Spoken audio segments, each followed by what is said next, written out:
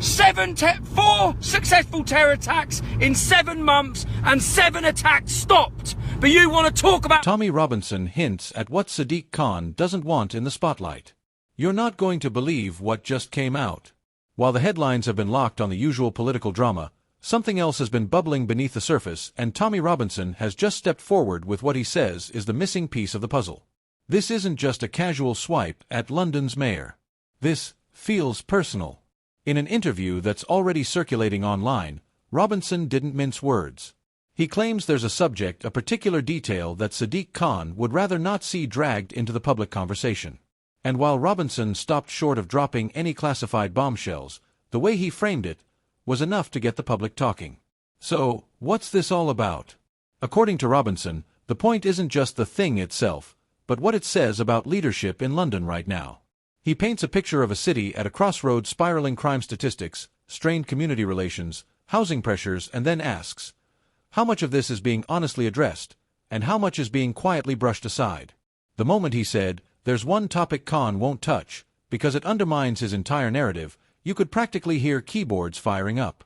Within minutes, clips of the interview were being shared on X, TikTok, and YouTube. One post read, whether you like Tommy or not, he's asking questions nobody in the mainstream will touch. Another, more critical voice wrote, this is just more grandstanding from Robinson, but if there's truth here, Khan should come forward and address it. Even journalists who normally keep their distance from Robinson's work admitted the conversation hit a nerve. One London political reporter said off record, the problem isn't just what was said, it's that there's a public perception Khan might actually be avoiding certain topics. Let's be clear, the mayor's office hasn't made any official comment on Robinson's remarks. No confirmation. No denial. Just silence so far. But politically, silence can be risky. The longer you leave a vacuum in the conversation, the more people fill it with speculation. This is where the story gets interesting, because Robinson's claim taps into something bigger than just Khan. It's about trust in leadership. About whether the public feels they're getting the full picture or just a carefully curated version of events. Think about it. London is one of the most scrutinized cities on earth. Every decision from transport funding to policing priorities is poured over in the press.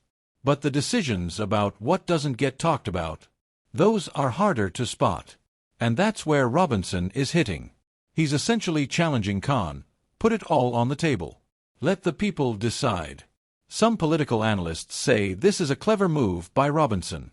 By not naming the full details outright, he's keeping the conversation alive, forcing both the media and the public to dig deeper. It's a way of turning curiosity into pressure. Public reaction is split, as you'd expect. On one side, Khan supporters argue that this is just noise, a distraction from the real issues and the work being done behind the scenes. They point to Khan's initiatives on public transport expansion, environmental goals, and cost of living support as proof that the mayor is focused where it matters. On the other side, critics say that transparency isn't optional in public office, it's fundamental. And if even the suggestion of avoidance sparks this much debate, then maybe, just maybe, something really is being left in the shadows. In the age of viral politics, moments like this can snowball. Remember, in politics, perception often moves faster than fact. It doesn't take official documents or whistleblower leaks to shift public opinion. Sometimes it just takes the right sentence, at the right time, said with the right amount of certainty. Robinson seems to know that. And here's the kicker, some insiders suggest that even if the specific thing he's referring to turns out to be minor, the damage to Khan's image could already be done.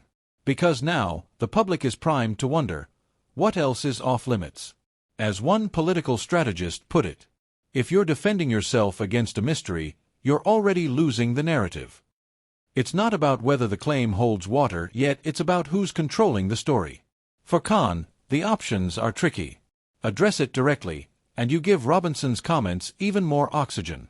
Ignore it, and you risk the whispers becoming accepted as fact by default.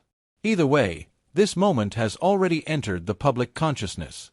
And in a year where London politics is more volatile than ever, with tensions over policing, immigration, and housing policies, even small sparks can set off bigger fires. What happens next may be the real story.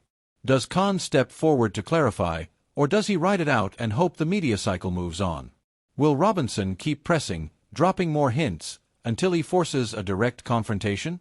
And most importantly, what does this mean for the trust between City Hall and the people it serves? Because in politics, it's not always the scandal itself that changes everything. It's the unanswered question. And right now, London is full of them.